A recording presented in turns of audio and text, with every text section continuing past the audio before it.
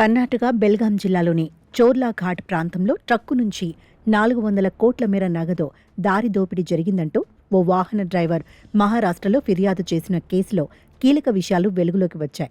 ఇదంతా కట్టుకథేనని, అలాంటి ఘటనేది జరగలేదని మహారాష్ట్ర నాసిక్ పోలీసులు స్పష్టం చేశారు.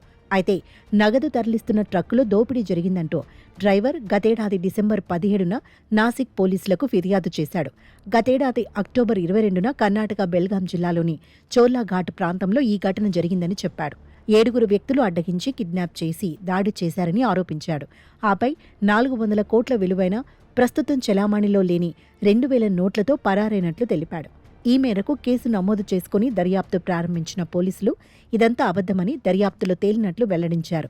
కర్ణాటక నుంచి మహారాష్ట్రకు హవాలా సొమ్ము తరలిస్తున్నట్లు ట్రక్ డ్రైవర్ తెలిపాడని గుర్తు చేశారు. దారి దోపిడీ గురించి సోషల్ మీడియాలో వీడియోలు కూడా అప్లోడ్ చేశాడని, అతడి ఫిర్యాదు మేరకు 7 అరెస్ట్ చేశామని తెలిపారు.